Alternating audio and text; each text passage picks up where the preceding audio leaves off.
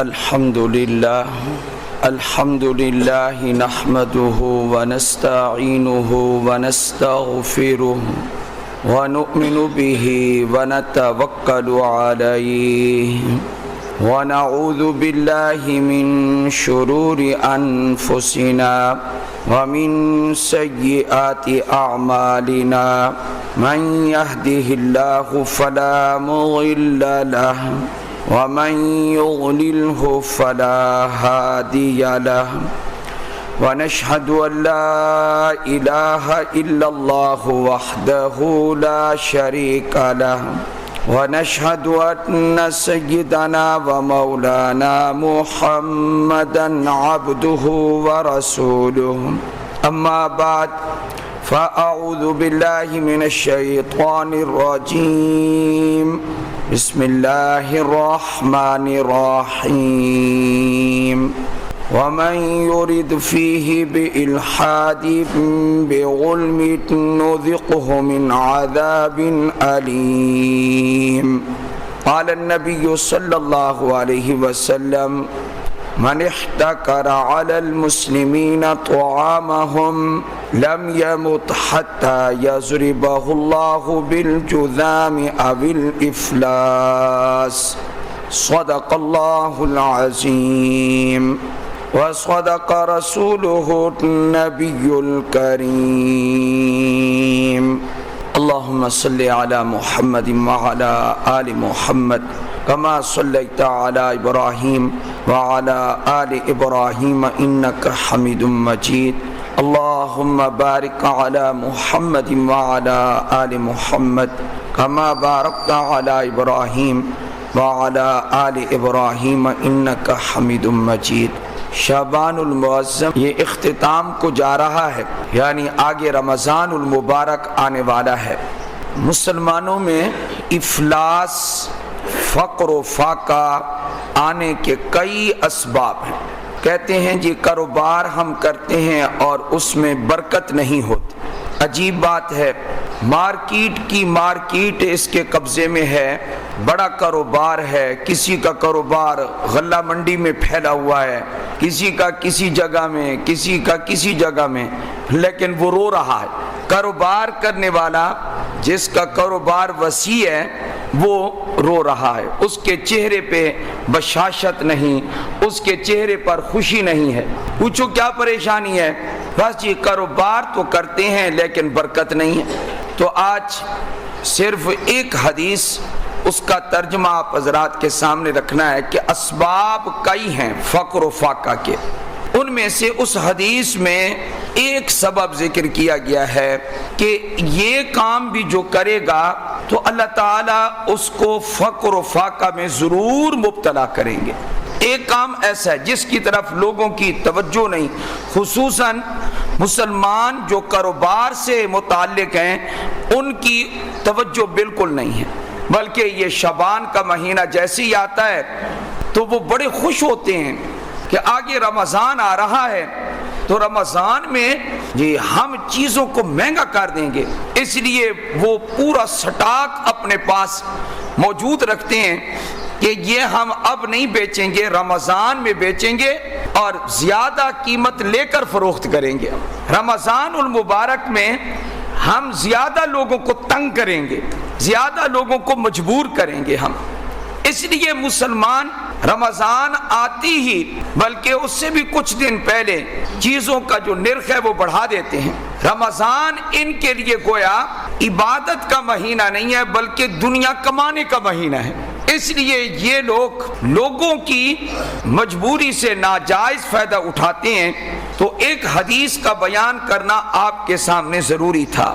اس کو اردو میں ذخیرہ اندوزی کہتے ہیں اور عربی میں اس کو احتکار کہتے ہیں۔ احتکار کا معنی ذخیرہ اندوزی ہے، اردو میں اس کا یہ ترجمہ ہے۔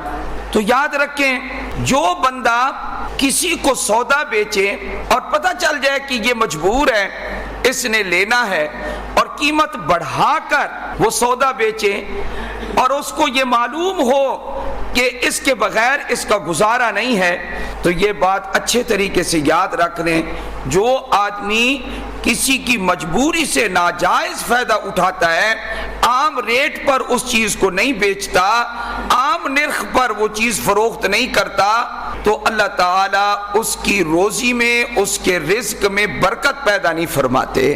یہ آپ ذہن میں رکھ لیں جی۔ کمال درجے کی ذہانت کے لیے اب تاجر تیار ہوں گے، اب ان کے ذہن میں یہ ہوگا کہ یہ کام کریں گے تو بہت مال آئے گا۔ اللہ کہتا ہے تم بہت کما لو، برکت میں اڑا دوں گا، برکت میں ختم کر دوں گا۔ بعض چیزیں ایسی ہوتی ہیں کہ بندہ اپنے ذہن کے مطابق قدم اٹھاتا ہے، کہتا ہے کہ میں بہت کما لوں گا اس طریقے میں، لیکن ہوتا کیا ہے، وہ پیسہ آتا ہے جلد ختم ہو جاتا ہے، پیسہ آیا جلد ختم ہو گیا، بے برکتی اتنی اس میں زیادہ ہوتی ہے۔ تو قرآن کریم کی ایک آیت فرمایا وَمَن يُرِدْ فِيهِ بِإِلْحَادٍ بِظُلْمٍ نُذِقْهُ مِنْ عَذَابٍ عَلِيمٍ۔ عام علماء کی رائے یہ ہے کہ یہ جو آیت ہے اس کا تعلق حرم شریف سے ہے اور اس کا تعلق وہاں جانے والوں سے ہے، اور جو بھی وہاں جا کر گناہ کرے گا حرم شریف میں تو اللہ تعالیٰ اس کو سخت سزا دیں گے۔ چنانچہ میں اس کا ترجمہ کرتا ہوں، یہ آیت بھی سورہ حج کی ہے۔ اللہ تعالیٰ ارشاد فرماتے ہیں وَمَن يُرِدْ، اور جو ارادہ بھی کرے گا، بِإِلْحَاد، بے دینی کا، گناہ کا جو ارادہ بھی کرے گا، حدود حرم میں جو آدمی گناہ کا ارادہ بھی کرے گا، بِإِلْحَادٍ بِظُلْمٍ، فرمایا ظلم کرتے ہوئے اپنی طرف سے وہ ظالم ہوگا۔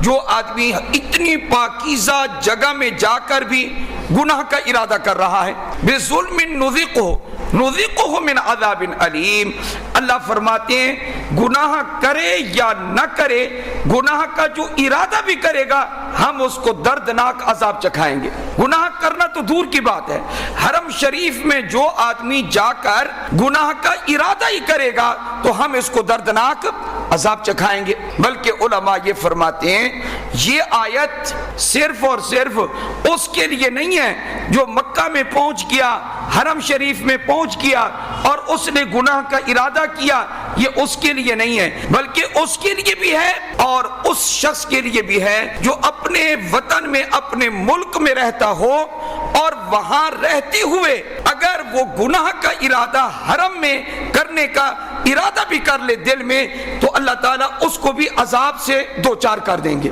اللہ اس کو بھی عذاب چکھائیں گے۔ مثلا ایک آدمی پاکستان میں ہے، پاکستان میں موجود ہے اور ارادہ یہ کر رہا ہے کیا کہ میں جب وہاں جاؤں گا تو یہ کام کروں گا اور مجھے کوئی روکنے والا نہیں، حالانکہ ابھی وہ حرم میں پہنچا نہیں ہے، اپنے ملک میں ہے، اپنی جگہ میں ہے۔ فرمایا حرم میں جو گناہ کا ارادہ کرے، اللہ تعالیٰ چاہے وہ حرم میں ہو چاہے حرم میں نہ ہو، اللہ فرماتے ہم اس کو دردناک عذاب چکھائیں گے۔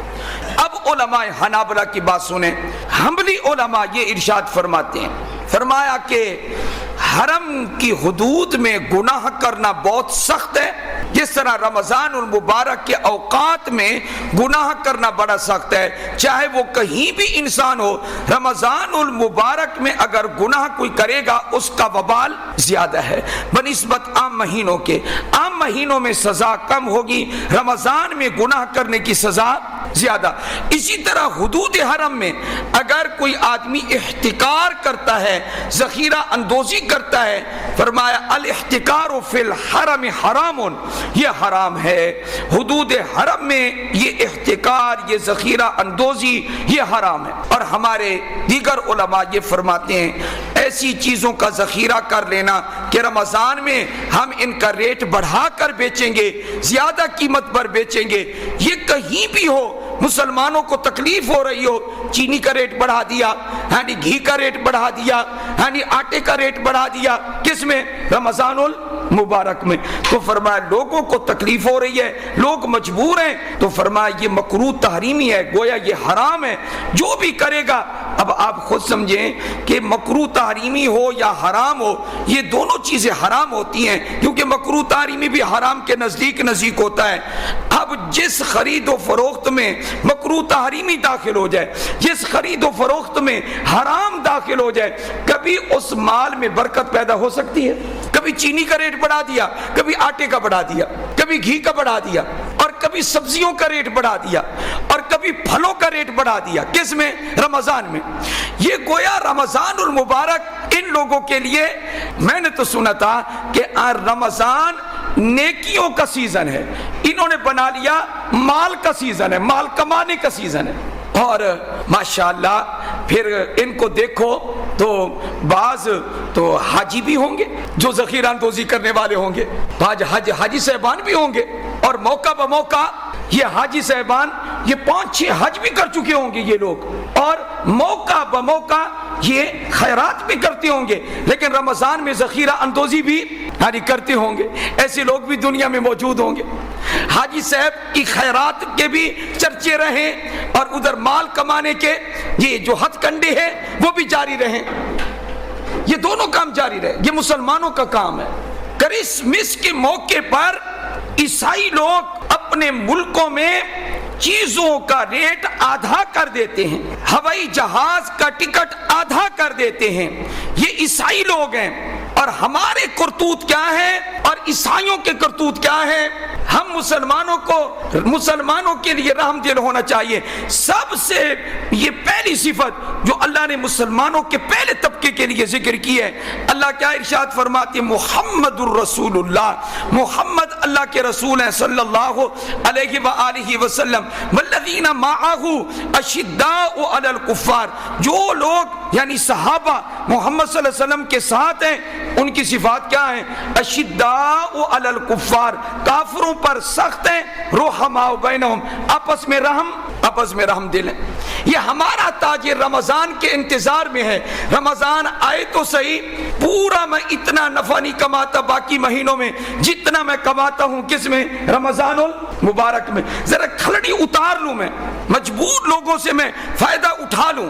ذخیرہ اندوزی، اس کے بارے میں مدینہ منورہ کا واقعہ ہے. سیدنا عمر رضی اللہ تعالی عنہ خرجہ، باہر نکلے، باہر تشریف لائے. دیکھا تو ایک جگہ مدینہ منورہ میں گندم کا ڈھیر لگا ہوا ہے، طعام کا ڈھیر لگا ہوا ہے. حضرت سیدنا عمر بن خطاب رضی اللہ تعالیٰ عنہ فرمایا، لوگوں سے پوچھا یہ کیا چیز ہے؟ انہوں نے کہا یہ جی طعام ہے، یہ گندم ہے. فرمایا اچھا، اتنی گندم آ گئی ماشاءاللہ مدینے کے لیے، تو یہ مدینہ والوں کے لیے تو پھر بڑی خوشحالی ہے. سیدنا عمر بڑے خوش ہوئے رضی اللہ تعالیٰ عنہ. ساتھ ہی دعائیہ جملے بھی زبان سے نکال دیے. کون سے؟ بارک اللہ فیہ وفی من جلبہ. فرمایا اللہ برکت دے اس گندم میں، اس طعام میں برکت دے، اور ساتھ ہی اس کو بھی برکت دے جو ہمارے مدینہ والوں کے لیے لے کر آیا ہے. اللہ تعالیٰ اس کو بھی برکت عطا فرمائے. وہاں موجود لوگوں میں سے کچھ نے ہمت کی اور خلیفۃ المسلمین حضرت عمر رضی اللہ تعالی عنہ سے عرض کی، اے خلیفہ رسول، یہ جو آپ کو گندم نظر آ رہی ہے، یہ جو آپ کو طعام کا ڈھیر نظر آ رہا ہے، یہ احتکار کیا ہے، یہ ذخیرہ اندوزی کر کے اس کو رکھا ہوا ہے کہ لوگ جب ان کے پاس مدینہ میں اپنے گھروں میں گندم ختم ہوگی اور ان کو پھر ضرورت پڑے گی اور ہمارے پاس لینے کے لیے آئیں گے، ہم زیادہ نرخ پر اس کو فروخت کریں گے. یہ ذخیرہ اندوزی کر کے اس کو رکھا ہوا ہے. جیسا کہ رمضان المبارک میں مسلمان تاجر کرتے ہیں، ہر چیز کا ریٹ بڑھا دیتے ہیں. مدینہ منورہ کا یہ واقعہ یاد رکھنے کے قابل ہے. حضرت عمر رضی اللہ تعالیٰ عنہ نے فرمایا، یہ بتاؤ من احتکرہ، یہ ذخیرہ اندوزی کرنے والا کون ہے؟ انہوں نے کہا جی یہ 2 شخص ہیں، فلاں شخص نے ذخیرہ اندوزی کی ہے. تو آپ نے فرمایا میں تم سب کو ایک حدیث سناتا ہوں ذخیرہ اندوزی کے بارے میں جو نبی کریم صلی اللہ علیہ وآلہ وسلم نے ارشاد فرمائی تھی. اب آپ دیکھیں ذخیرہ اندوزی کے بارے میں حدیث بیان کرنے والے کون؟ حضرت عمر رضی اللہ تعالیٰ عنہ. اور ساتھ ہی فرما رہے ہیں سمیت رسول اللہ صلی اللہ علیہ وسلم یقول، میں نے اپنے کانوں سے سنا کہ اللہ کے نبی یہ فرما رہے تھے صلی اللہ علیہ وآلہ وسلم. کیا ارشاد فرما رہے تھے؟ فرمایا من احتکر علی المسلمین طعامہم، جس کو قرآن و حدیث سے نصیحت حاصل نہیں ہوتی اس کو کسی سے نصیحت حاصل نہیں ہو سکتی. اچھی طریقے سے سن لیں، احتکار کے بارے میں سیاستہ کی کتب موجود ہیں. بہت برا عمل ہے ذخیرہ اندوزی کرنا اور ناجائز فائدہ اٹھانا. آپ ایسے لوگ مجھے بتا دیں کہ جو اس انداز کی ذخیرہ اندوزی کرتے ہوں کہ جب لوگ مجبور ہوں گے تو زیادہ پیسوں پر ہم بیچیں گے اور ایسے لوگوں کی روزی میں برکت ہو. مجھے ایک بندہ آپ دکھا دیں, آپ ایک بھی آپ کو نہیں ملے گا. یہ بات یاد رکھیں آپ. اور وہ روتے پھر رہے ہوں گے. اب میں حدیث پاک وہ سناتا ہوں. سیدنا عمر رضی اللہ تعالیٰ عنہ فرماتے ہیں, میں نے اپنے کانوں سے سنا, اللہ کے نبی فرما رہے تھے صلی اللہ علیہ وآلہ وسلم, کیا ارشاد فرمایا, من احتکر علی المسلمین طعامہم, جو مسلمانوں پر ذخیرہ اندوزی کرے گا اور کھانے پینے کی چیزیں روک کے رکھے گا, گندم روک لی, جو روک لیے, جس چیز کی ضرورت ہے وہ روک لی, گھی روک لیا, چینی روک لی, طعامہم, کھانے پینے کی چیزوں کی جس نے بھی ذخیرہ اندوزی کی. آگے میں کیسے پڑھوں اور کیسے میں آپ کو سمجھاؤں, اتنی بڑی وعید ہے. لم یمت, یہ بندہ نہیں مرے گا حتی یضربہ اللہ بالجزام او الافلاس, اللہ تعالیٰ اس ذخیرہ اندوز کو دو سزاؤں میں سے ایک سزا ضرور دے گا. پھر اس کی موت آئے گی, موت سے پہلے پہلے دو سزاؤں میں سے ایک سزا کا سامنا کرنا پڑے گا. وہ کون سی دو سزائیں ہیں؟ فرمایا بالجزام, یا تو اللہ اس پر جزام کی بیماری ڈال دے گا, اس کو کوڑ کی بیماری لگ جائے گی, جزام کی بیماری لگ جائے گی اس کو. پھر کہے گا ہے میرا گوشت, میرا جسم گندا ہو گیا. بیماری ایسی لگے گی کہ لوگ اس سے نفرت کریں گے. کیوں؟